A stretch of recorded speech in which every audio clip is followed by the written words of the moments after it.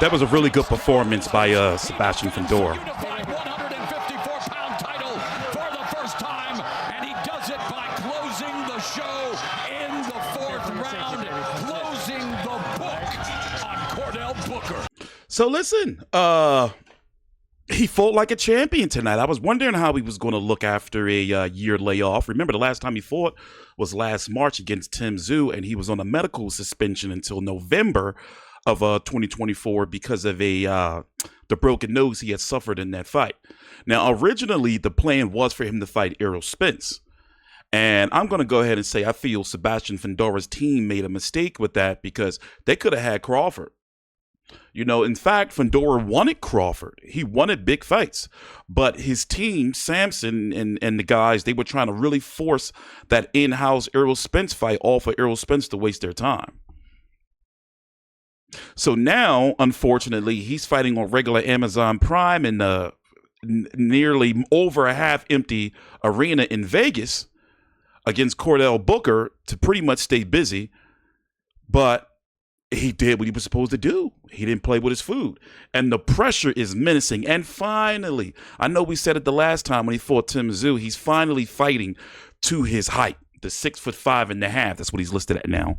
You know, every fight, he's a different weight. I mean, a different height. He's 6'5", he's 6'6", 6'7". One fight, he's 6'12". You know, but really solid, really good performance to get Cordell Booker out of there.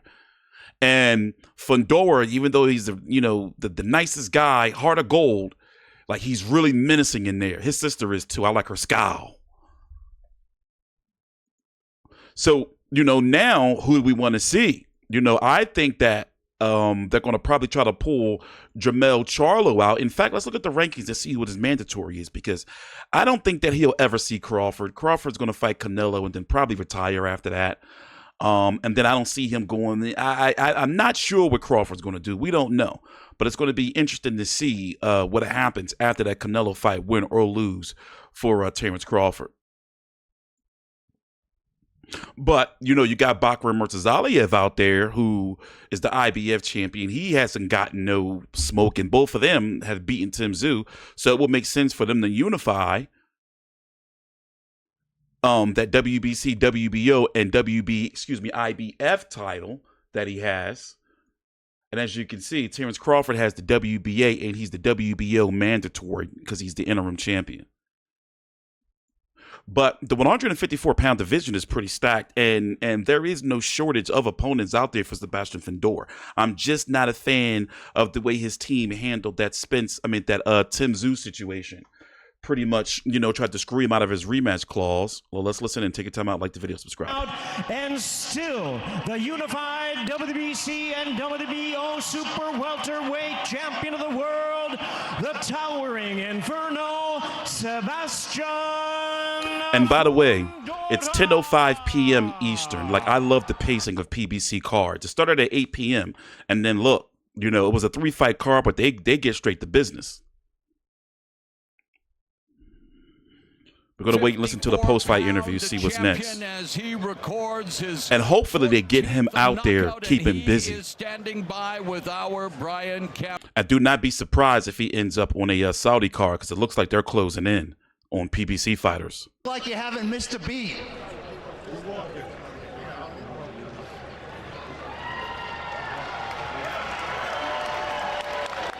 And as I was saying, the 154-pound division has no shortage of great fights. Between the two fighters. Didn't seem like you had nearly a year off. How good did it feel? So he needs a significant fight next. And deliver the boom tonight. I felt ready this whole time. You know, I've been working very, very hard. This past year, we went back into camp back in May last year. After that Tszyu fight, I know there was a misunderstanding of me having a broken nose, but we were working all the time. And now I successfully. He didn't have a broken nose? Once now. I just got note that if I defend my WBO 5 times, I could become super champion as well. So, you know, the sky's the limit. You're, of course, known for your all-action style. I don't think it's possible for you to make a bad fight. But what did tonight prove about your punching power? I think maybe to the fans that I'm a powerful fighter. You know, I felt always a powerful fighter, but you know, with this fight, I guess it just showed even more. You also showed a big jab in the early rounds to outbox Booker. What was the game plan against a much smaller, trickier southpaw? You know what's funny about this camp? We didn't even have a southpaw in. So it was just catching the footwork. He was moving a lot. I don't think he really wanted to trade at all. And we were just waiting to wear him down. Touched him in the body, I think the third round, and he started slowing down a lot. So we worked off of that, and it worked out. I don't have to tell you that this might be the deepest division in all of boxing. You could be the power player with 2 of 4 recognized world titles around your waist. Who does the towering Inferno want next? I love to be undisputed champion like my sister, you know, the youngest undisputed champion in the world. But whoever they have for me next, whether it's the IBF champion, the one I think Spence as well. Bakram? Bakram is the IBF champion. I'd like to fight him as well. We just got told that the WBO mandatory is the Puerto Rican kid, Zayas. Xander Zayas. Yeah, talented fighter. Whoever. You know, we have 2 belts. We have to defend them. And if anybody's willing to unify, let's do that too. Congratulations on a fantastic victory, Sebastian. Thank you for having me. Let's throw it back ringside. Morrow. Now, as I was saying, like, he really looked good in there. And now, hey, listen. Okay, so PBC can play it safe. They can say, all right, keep it in-house, go Jesus Ramos. They can go Taez. But Xander Zayas, who was in the building, by the way, they didn't show him on camera. At least I don't remember seeing him. But the commentators, Mauro Ranallo, was saying that he's there. WBO mandatory, so the WBO look like they're going to order that. That's a cross promotional fight. Wouldn't be surprised. It seems like to me that the manager, handler, promoter, whatever he is, to them, David Benavidez, and to Fundora, he's holding out. Like, you know, I don't know. It's something's there. By the way, Tim Tszyu versus Spence is going to be on April the 6th. PBC Prime have picked that up. It's going to be free for Prime members. Bakram Murtazaliev, I'm really interested to see where he's going to go. You know, because he's already just automatically turned into a boogeyman. Oh, and by the way, they robbed the shit out of Terrell Gausha and gave it to Elijah Garcia. Like, the wrong man won that fight. That was disgraceful. And Terrell Gausha has been known to be in some snoozers and really in like one gear. But tonight he came out to fight. And for him to put on that performance that he put on, and actually an exciting fight, which is you know, I got to be honest, is rare for him. And he gets robbed. I was there when Terrell Gausha fought Erislandy Lara in the Barclays Center.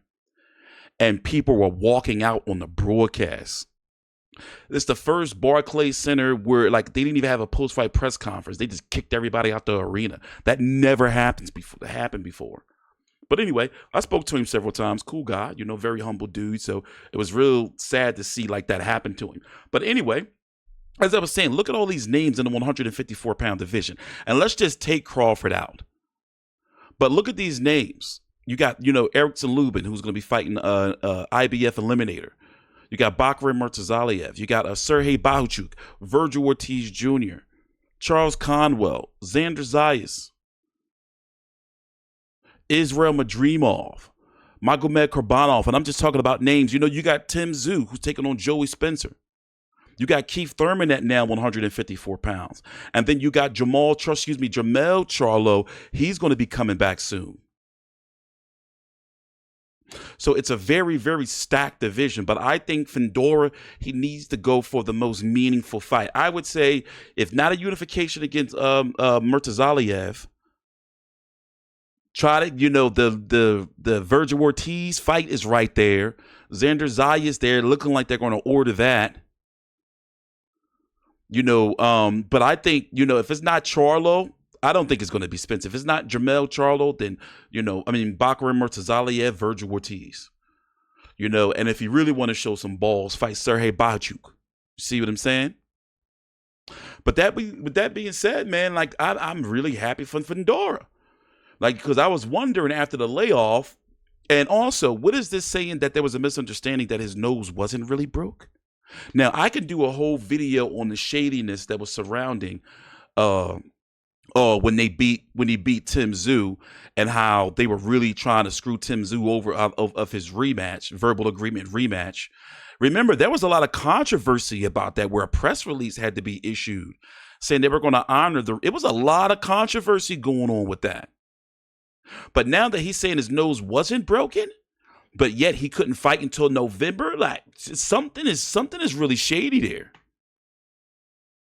Something is really shady there. But to each his own.